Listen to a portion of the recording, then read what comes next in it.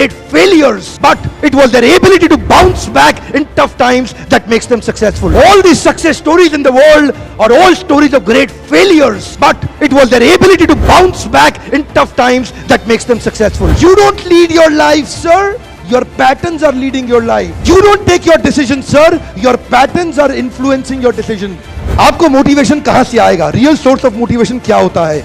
एक इंसान को मोटिवेशन कहां से आता है? कैसे आप हमेशा मोटिवेटेड रहेंगे भाई साहब? देखिए, कुछ लोग बोल रहे हैं recognition, trust, happiness of achievement, containment.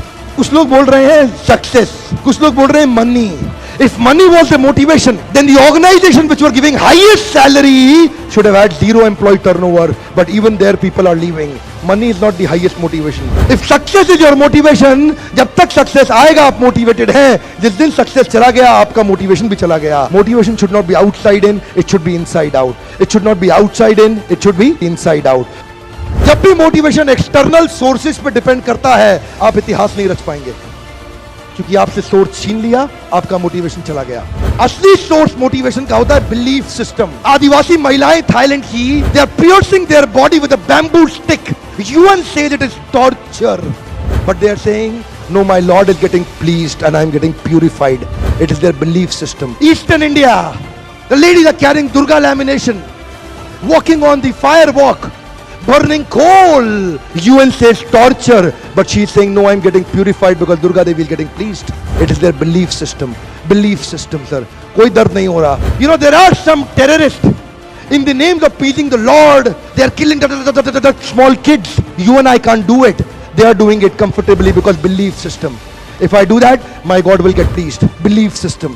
Belief system आदमी को कुछ भी कराने को तैयार कर देता है, कुछ भी करवाने को तैयार हो जाता है. मंडेला 34 साल जेल में बैठे रहे. Belief system. No salary given, sir.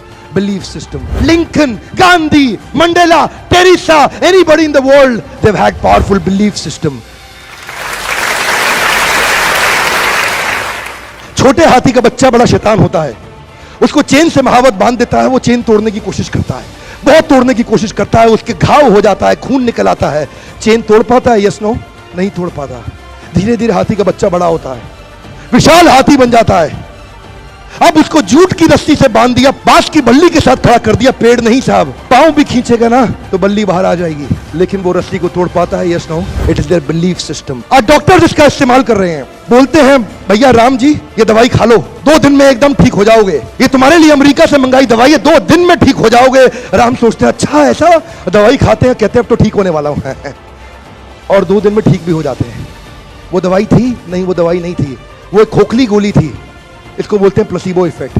It is their belief system. ये माइंड इतना पावरफुल है ना, इस माइंड की मदद से ये आदमी, it can break you, it can make you. You can become strongly mental or you can become mentally strong.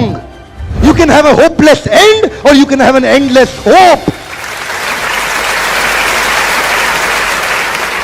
Your belief system is right. आप जानते हैं उस लड़की को अरुणिमा सिन्हा, यूपी के गांव से आई थी.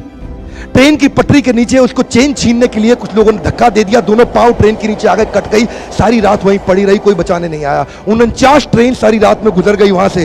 एक ट्रेन इधर, एक ट्रेन इधर, एक ट्रेन इधर, एक ट्रेन इधर, बीच में पड़ी रही पटरियों में, जंगल के बीच में. कोई नहीं था. कीड़े चाट रहे थे उसके पांव को कटे हुए, चूहे खा रहे थे उसकी स्किन और हड्डियों को. कोई नहीं आया. सुबह हुई, दिल्ली अस्पताल में लेके आ गया उसको, और वहां पे आने के बाद जब उसको पता चला मल्टीपल फ्रैक्चर उसकी पीठ में आ गए, पांव खत्म हो चुका है, सारी जिंदगी के लिए अपाहिज हो गई है, प्रोस्ट्रेटेड लेग्स के साथ उसको चलना पड़ेगा. वहां बैठ के क्या बोली? अगर भगवान तूने मुझे बचाया तो जरूर इतिहास रचने के लिए अब तो मैं एवरेस्ट क्लाइंब करूंगी, अब मैं एवरेस्ट क्लाइंबर बनूंगी.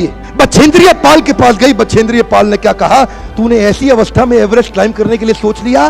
तू तो एवरेस्ट क्लाइंब कर चुकी है, अब तो दुनिया को तारीख पता लगना बाकी रह गया है. और जानते हैं, एक एक करके न केवल उसने माउंट एवरेस्ट बल्कि 7 पीक दुनिया की पार कर ली. आज एनडीए गवर्नमेंट में उसको पद्मश्री अवार्ड मिला है. साहब, आदमी विकलांग शरीर से नहीं होता है, मन से होता है. अगर मन से विकलांग हो गया तो हमेशा के लिए विकलांग हो गया.